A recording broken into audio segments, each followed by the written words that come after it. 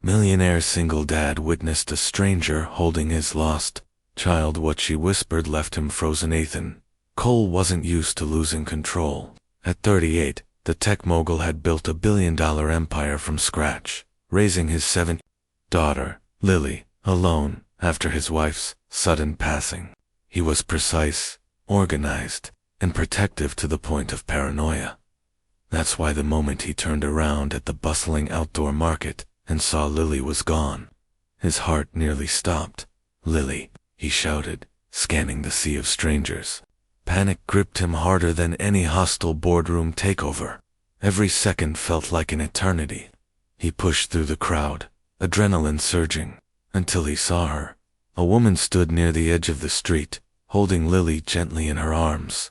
She was tall, with dark hair swept into a braid, her clothes worn but neat. Lily's small arms were wrapped trustingly around her neck.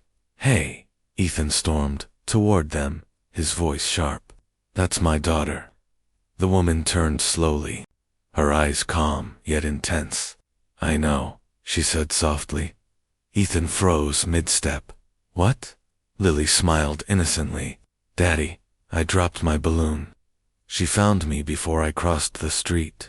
Ethan reached for his daughter, relief washing over him, but before he could speak, the woman leaned closer. Her voice was low, almost trembling. "She looks just like her mother," she whispered.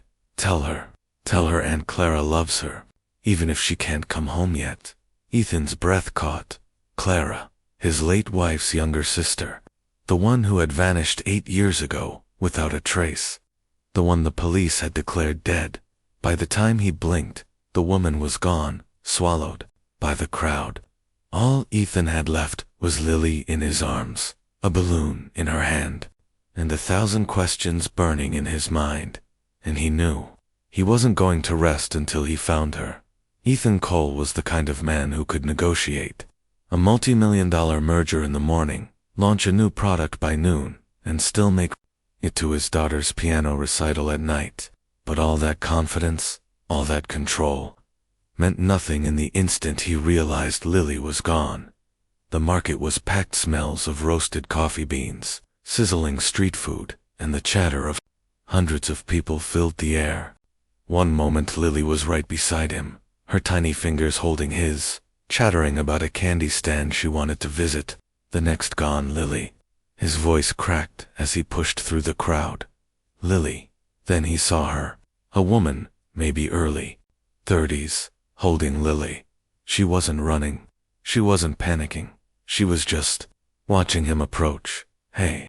Ethan's voice was sharp, protective, almost dangerous. "That's my daughter." The woman tilted her head. Her eyes were a strange shade storm gray, filled with something unspoken. "I know," she said softly. Ethan reached out for Lily, who was smiling, unafraid. "Daddy, she helped me. I almost went into the street, but she caught me." The woman leaned forward, as though to whisper something in his ear, but her eyes were locked on Lily. "She looks just like her mother," she murmured, voice barely audible over the noise of the market. "Tell her, Aunt Clara loves her, even if she can't come home yet." Ethan froze. Aunt Clara, his late wife's sister, a name he hadn't heard in years. She'd disappeared without warning, no goodbyes, no contact. Everyone, police, private investigators, said she was likely dead. Before Ethan could react, the woman placed Lily gently in his arms. Her lips trembled, like she wanted to say more. But then she turned and slipped into the crowd. Within seconds, she was gone. That night, after Lily was tucked into bed, Ethan sat in his study with the lights off. A single glass of whiskey sat untouched beside him. He replayed every second: her face, her voice, the way she'd said can't come home yet. Why couldn't she? The next morning, Ethan's assistant found him at his desk with a stack of files, security footage requests, and a hastily drawn sketch of Clara's face from memory. He didn't know what she was running from, but he was going to find her, and something in his gut told him, when he did, he'd uncover secrets about his late wife that would change everything he thought he knew. Ethan Cole didn't sleep that night. He tried, but every time he closed his eyes, Clara's voice echoed in his head. Tell her Aunt Clara loves her, even if she can't come home yet, by sunrise.